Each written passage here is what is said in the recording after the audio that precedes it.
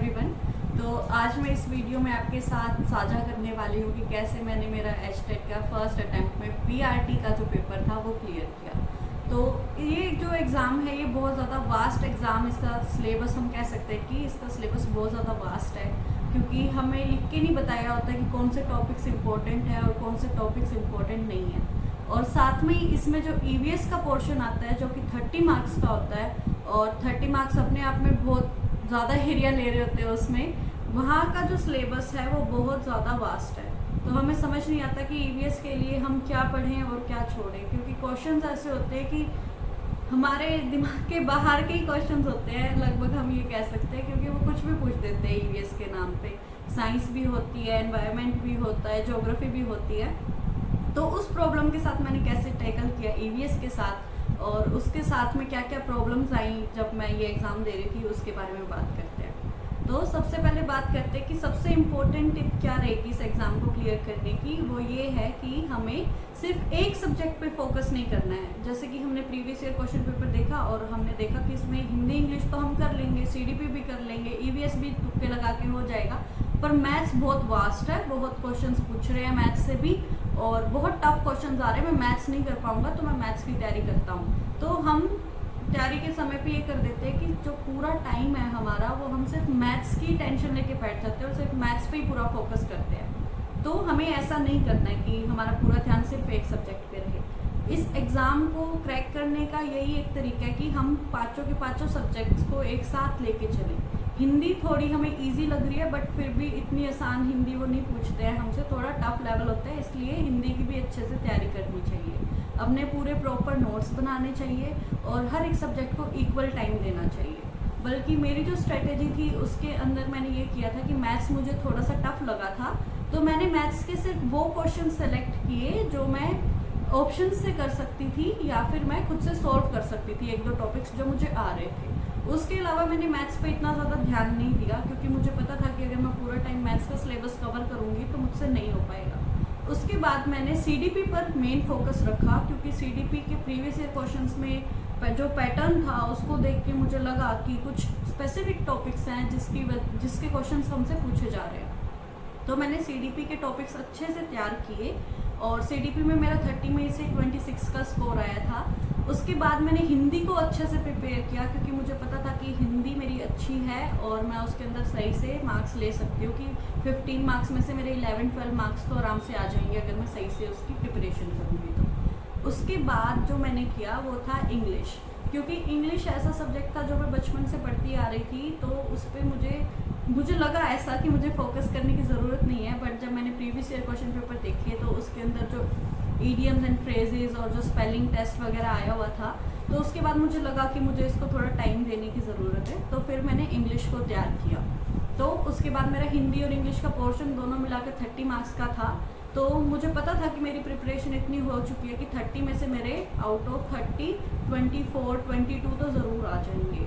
उसके बाद मैंने फोकस किया हरियाणा जीके पर। हरियाणा जीके में भी 9 to 10 क्वेश्चंस हमें देखने को मिलते हैं, और प्रीवियस पेपर के अकॉर्डिंगली मैंने चला तो उसमें मैंने देखा कि ज़्यादातर क्वेश्चंस करंट के ऊपर है, और जो हमारा एग्ज़ाम हुआ था उसके अंदर भी करंट से ही आए थे। उस टाइम पे कुछ प्लेयर्स की डेट ऑफ बर्थ वगैरह हमसे पूछी गई थी, और वो मैं पढ़ के गई थी क्योंकि मुझे पता था कि करंट से आएंगे, तो वो भी मेरा सही हो गया था। तो हरियाणा जीके पे भी हमें फोकस करना है, क्योंकि हम मैथ्स का पोर्शन थोड़ा सा छोड़ रहे हैं, या फिर जो मैथ्स का पोर्शन नहीं छोड़ रहे वो हिंदी या इंग्लिश का छोड़ रहे होंगे, नहीं तो ईवीएस का छोड़ रहे होंगे, क्योंकि हर कोई पाँचों के पाँचों सब्जेक्ट में परफेक्ट नहीं हो सकता। और इस एग्ज़ाम के लिए हमें परफेक्ट होने की ज़रूरत भी नहीं है, क्योंकि हमें 150 में से सिर्फ 90 मार्क्स ही लेने हैं। तो 60 मार्क्स का अगर गलत भी कर दे तो भी कोई फ़र्क नहीं पड़ने वाला। उसके बाद मैंने देखा ईवीएस को, क्योंकि मैथ्स मेरी थोड़ी ज़्यादा ही वीक थी उस टाइम तक, तो इसलिए मैंने मैथ्स को तो बिल्कुल एक बार स्किप ही किया हुआ था। मुझे लगा कि ये 120 मार्क्स भी मैं अच्छे से कर लूँ तो मुझे मैथ्स की ज़रूरत नहीं पड़ेगी, और फिर भी मैंने मैथ्स इतना पढ़ा था कि 10-12 नंबर तो मैं आराम से ले लूँगी उसके अंदर, तो मैं सेफर साइड पे थी।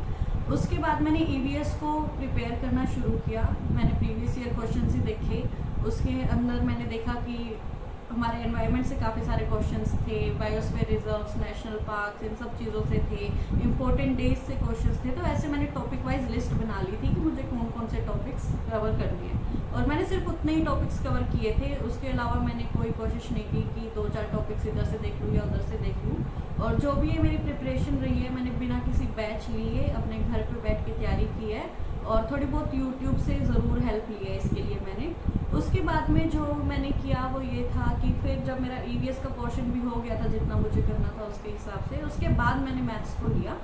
जो इम्पोर्टेंट चीज़ है इस प्रिपरेशन की वो ये है कि हमें शॉर्ट नोट्स बनाने हैं साथ के साथ में, ताकि जिस दिन हमारा एचटेट का एग्ज़ाम है, इवनिंग शिफ्ट में हो या मॉर्निंग शिफ्ट में हो, तो उससे पहले हम एक बार अच्छे से रिवीजन कर सके, स्पेशली उनकी जो 30 मार्क्स के सब्जेक्ट है, जैसे कि CDP, हिंदी, इंग्लिश और EVS हो गया।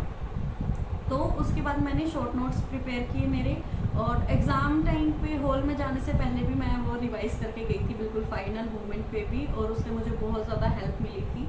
CDP में जो मेन टॉपिक्स आते हैं हमारे, जैसे कि पियाजे, वाइगोस्की, टीचिंग के ऊपर आ गया 1-2 क्वेश्चन, करिकुलम के ऊपर क्वेश्चन है, एडोलेसेंस और ये जो स्टेजेस है डेवलपमेंट की, तो ऐसे करके मैंने अलग से टॉपिक्स निकाल लिए थे जो कि मैंने बिल्कुल एंड मोमेंट पे रिवाइज़ किए थे। उसके अलावा जो ध्यान रखने वाली बात ये है कि हमें हर एक सब्जेक्ट के ऊपर इक्वली फोकस करना है। हम किसी एक सब्जेक्ट को लेकर नहीं चल सकते कि अगर मैथ्स की पूरी प्रिपरेशन है तो 30 आउट ऑफ 30 आ जाएगा। जो हम गलती करते हैं इस एग्ज़ाम के अंदर वो ये है कि हम लैंग्वेजेस को बिल्कुल स्किप कर देते हैं कि हिंदी इंग्लिश तो हम रोज़ ही पढ़ते हैं, वो तो हम सही कर ही देंगे, बट जो हिंदी इंग्लिश पूछने का जो लेवल है वो ज़्यादा टफ नहीं है, बट उसको हम इजी भी नहीं बोल सकते, वो मॉडरेट लेवल है, जिसमें अगर हम कैरी ना करके जाएँ तो 15 में से हमारे 6-7 मार्क्स ही मुश्किल से आएंगे। इसलिए मैंने बिल्कुल अच्छे से तैयारी की थी, और मेरे फर्स्ट अटैम्प्ट में ही एचटेट के अंदर 150 में से 111 मार्क्स आए थे PRT एग्ज़ाम के अंदर।